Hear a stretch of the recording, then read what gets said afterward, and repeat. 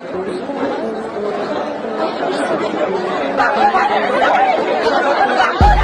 क्यों नहीं जा सकते मक्का मदीना में? दोस्तों, ये खबर आए दिन हमें सुनने को मिलती है कि मक्का मदीना जैसे पवित्र जगह पर भगवान शंकर को कैद करके रखा गया है। अब इस खबर को सुनकर लोगों के मन में सवाल उठता है, क्या वाकई में ऐसा है? और अगर ऐसा नहीं है तो फिर क्यों यहाँ पर मुसलमानों की लंबी चौड़ी भीड़ देखने को मिलती है?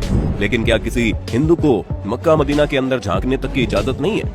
क्यों कोई हिंदू मक्का मदीना में प्रवेश नहीं कर सकता? दोस्तों, ये कुछ सवाल हैं जिन्होंने कभी न कभी आपके दिमाग के साथ भी खेला होगा, पर चिंता मत करो, आज हम आपको इन सभी सवालों के जवाब तो देंगे ही। उसके साथ साथ ये भी बताएंगे मक्का मदीना और भगवान शंकर के बीच का आखिर कनेक्शन क्या है और क्यों ये बात बार बार आती है। दोस्तों, सच सच बताना, अगर आप सोशल मीडिया चलाते हैं तो आपने भी इस खबर के बारे में सुना होगा कि मुसलमान जिस काबा को अपनी सबसे पवित्र जगह मानते हैं उसके अंदर शिवलिंग मौजूद है। और तो और मुसलमान जिस जगह पर शैतान को पत्थर मारते हैं वो जगह कुछ और नहीं बल्कि भगवान शिव है, जिन्हें सऊदी के लोगों ने कैद करके रखा है, वो भी कई सालों से। और उन्हें लगता है कि अगर कोई भी हिंदू वहां जाकर उन पर पानी डालेगा तो वो आजाद हो जाएंगे, और इसीलिए किसी भी हिंदू को मक्का मदीना के अंदर नहीं जाने दिया जाता। दोस्तों, दिमाग को हिला देने वाली बात है ये, लेकिन इस बात में कितनी सच्चाई है ये तो आपको हमारी वीडियो में पता चलेगा ही। उससे पहले हमारा ये जानना जरूरी है कि इस मक्का मदीना में भगवान शिव को कैद करके रखने की बात की जाती है तो आखिर वो क्यों है और क्यों हर मुस्लिम उसे जन्नत की तरफ पूजता है। दोस्तों, मक्का मदीना सऊदी में मौजूद है और ये एक पूरी तरह से इस्लामिक देश है, जहां पहली बात तो किसी हिंदू को जल्दी से एंट्री नहीं मिलती, और अगर कोई हिंदू वहां चला भी जाए तो उसे सऊदी अरेबिया में दफनाने तक की जगह नहीं दी जाती। यहाँ पर पेट्रोलियम बहुत ही ज्यादा मात्रा में पाया जाता है, इसलिए ये दुनिया भर के विकसित देशों में से एक है। सऊदी अरब की राजधानी रियाद है और यहाँ की करेंसी रियाल है, लेकिन यहाँ की राजधानी से भी ज्यादा प्रसिद्ध यहाँ के दो शहर हैं, एक है मक्का और दूसरा मदीना। ये दोनों ही शहर केवल सऊदी अरब में रहने वाले मुस्लिमों के लिए नहीं बल्कि दुनिया भर में रहने वाले मुसलमानों के लिए बहुत ज्यादा अहम है। इसकी सबसे बड़ी वजह है यहाँ पर हर साल लाखों की संख्या में मुस्लिम आते हैं। ये मुसलमानों के लिए तीर्थ स्थल की तरह है।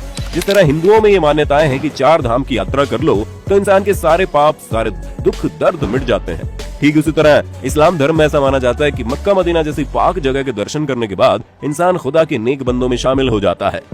यही वजह है कि हर मुसलमान ये चाहता है कि वो जिंदगी में कुछ करे या ना करे, लेकिन मरने से पहले एक बार हज की यात्रा जरूर करे।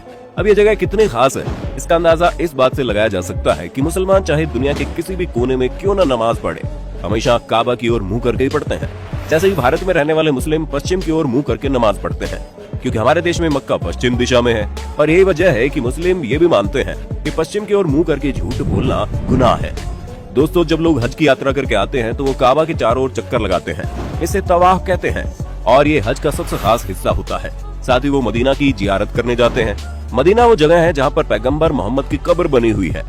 दोस्तों, मक्का मदीना के बारे में आप लोगों ने काफी कुछ जान लिया, लेकिन सोशल मीडिया पर वायरल हो रही इन खबरों का सच जानना भी आपके लिए बड़ा जरूरी है, वरना कई सालों से लोग इस चीज पर विश्वास कर रहे हैं। पर दोस्तों, घबराने की बिल्कुल भी आवश्यकता नहीं है, क्योंकि इंटरनेट पर वायरल हो रही ये खबर पूरी तरह से गलत है।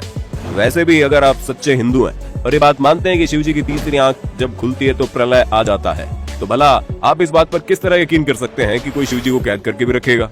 वैसे अगर आप किसी और धर्म के भी क्यों ना हो, लेकिन एक ईश्वर के घर पर दूसरे ईश्वर को कैद करने वाली बात सरासर गलत लगती है। मुसलमान धर्म के लोग भले ही इस तरह की चीजों को करने की सोचें, लेकिन खुद अल्लाह उन्हें इस चीज करने की मंजूरी नहीं देता, क्योंकि ईश्वर को हम इंसानों ने बांटा है, भगवान के लिए तो सब बराबर है।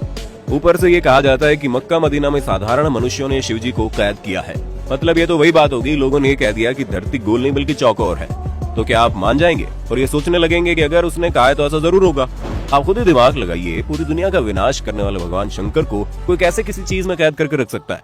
वो अगर चाहे तो चुटकियों में ब्रह्मांड को हिला दे। ऐसे में भला भगवान शिव को कैद करके रखे जाने वाली बात किसी छोटे बच्चे की बचकानी हरकत से कम नहीं है। अब कई लोग इस बात को तो नहीं मानते कि वहाँ पर शिव जी को कैद करके रखा गया, लेकिन ये जरूर मानते हैं कि मक्का मदीना में शिवलिंग है, तो हम इस पर भी पुष्टि कर दें ऐसा कुछ भी नहीं है। असल में मुसलमान जब हज यात्रा के लिए जाते हैं तो मक्का के पास स्थित एक इमारत में शैतान को पत्थर मारने की रस्म के साथ ही हज की यात्रा पूरी मानी जाती है। हालांकि शैतान को पत्थर मारने की रस्म पूरे 3 दिन की होती है, लेकिन ईद उल आधा यानी कि बकरीद के पर्व पर इस रस्म की शुरुआत होने के कारण सभी हज यात्री इस मौके पर शैतान को पत्थर मारने की रस्म पूरी करने की हसरत रखते हैं। हज की यात्रा पर आए लोग तीसरे दिन यहाँ मौजूद इन 3 बड़े खम्भों को शैतान समझकर इनके ऊपर पत्थर मारते हैं, और इस रस्म को करने के साथ ही हज की यात्रा पूरी हो जाती है। अब कई सारे हिंदुओं का ये कहना है कि यही खंभे शिवलिंग है, इनके बीच शिवलिंग स्थापित की गई है। तो दोस्तों, ऐसा बिल्कुल भी नहीं है, बल्कि इसका सच कुछ और ही है। जब अल्लाह ने हजरत इब्राहिम से कुर्बानी में उनकी पसंदीदा चीज मांगी तो अब हजरत मोहम्मद के लिए इनकी इकलौती औलाद से ज्यादा पसंदीदा और क्या चीज हो सकती थी, क्योंकि इनकी औलाद काफी बुढ़ापे में पैदा हुई थी और हजरत इब्राहिम उससे प्यार भी बहुत करते थे, लेकिन वो खुदा के हुक्म को नहीं टाल सकते थे। इसलिए हजरत इब्राहिम ने खुदा के लिए अपने बेटे की कुर्बानी देने का फैसला किया। पर जब हजरत इब्राहिम अपने बेटे को लेकर कुर्बानी देने जा रहे थे, तभी रास्ते में एक शैतान मिला, जिसने हजरत इब्राहिम से कहा था कि वो इस उम्र में अपने बेटे की कुर्बानी क्यों दे रहे हैं। अब तो इनका बेटा होना भी बड़ा मुश्किल है, ऊपर से बेटा इतने सालों बाद बुढ़ापे में पैदा हुआ है, जो बुढ़ापे का सहारा बनेगा। अल्लाह के कहने पर हजरत इब्राहिम कैसे अपने जिगर के टुकड़े को कुर्बान कर सकते हैं। अब शैतान की सारी बातें सुनकर हजरत इब्राहिम सोच में पड़ गए और फिर इनका कुर्बानी देने का इरादा भी डगमगाने लगा।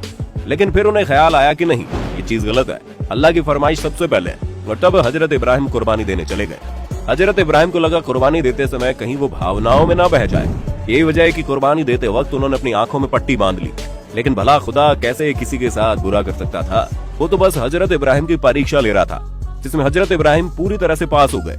इसलिए खुदा ने हजरत इब्राहिम के बेटे की जगह कुर्बानी देने के लिए एक बकरी को खड़ा कर दिया और तभी से बकरी ईद के दिन बकरी की कुर्बानी देने की परंपरा चली आ रही है। ये वजह है कि हज यात्री जब जानवर की कुर्बानी दे देते हैं तो ये उस शैतान को पत्थर मारने पहुंच जाते हैं, जिसने हजरत इब्राहिम को भड़काने की कोशिश की थी।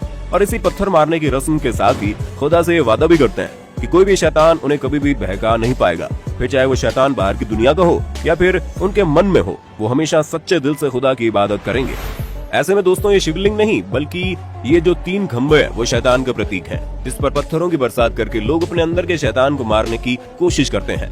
ऐसे में कई लोगों के मन में ये सवाल आता है कि अगर ऐसा कुछ नहीं है तो वहाँ पर हिंदू को क्यों नहीं जाने दिया जाता। दोस्तों यहाँ पर सबसे पहली बात तो ये है कि सिर्फ हिंदुओं को ही नहीं बल्कि किसी भी गैर मुस्लिम धर्म, फिर चाहे वो हिंदू हो, सिख हो, ईसाई हो या फिर बुद्ध धर्म ही क्यों ना हो, अगर वो मुसलमान नहीं है तो उसे काबा के अंदर नहीं जाने दिया जाएगा। क्योंकि ऐसा माना जाता है अगर कोई मुसलमान नहीं है तो जाहिर सी बात है वो सच्चे दिल से अल्लाह पर विश्वास भी नहीं करता, और जो शख्स से सच्चे दिल से अल्लाह पर विश्वास नहीं करता उसे काबा के अंदर प्रवेश करने की इजाजत नहीं है। यहाँ सिर्फ उन्हीं लोगों को आने दिया जाता है जो बिल्कुल पवित्र मन से अल्लाह को अपना मानते हैं।